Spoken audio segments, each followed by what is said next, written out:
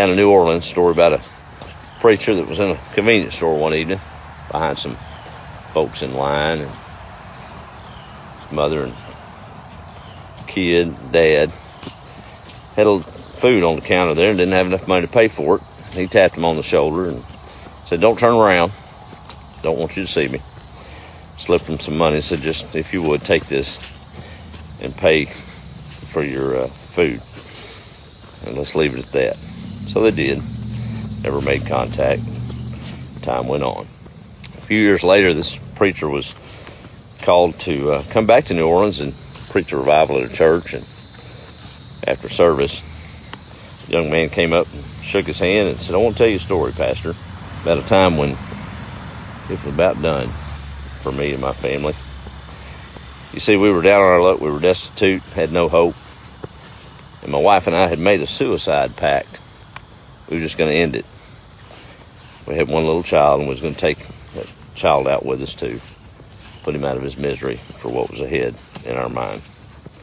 We thought we'd feed him first, and stopped by a convenience store one evening, put some bread and milk on the counter, and realized we didn't have enough money to pay for it. But a man behind us tapped us on the shoulder. We never saw his face, and paid for our food.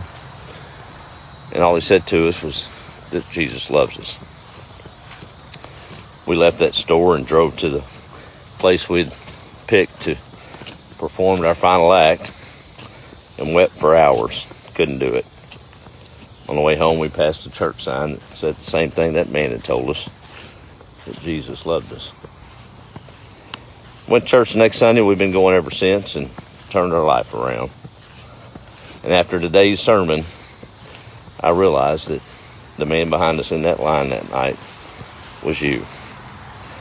You see, this preacher was from Africa and had a very distinct accent that they recognized that church that day.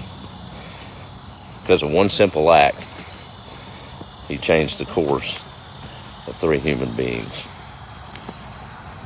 It's good stuff. Simple acts done privately. But you never know what might happen in a convenience store line. Let's make the small ripples that create the big waves by the time they reach their crest. And that's what we're called to do, right? Love and be kind. Everything else will work itself out. That's just how I see it. Maybe I'm a fool, but I'll die that way. So whatever it is, right? Y'all have a good evening. Be the light.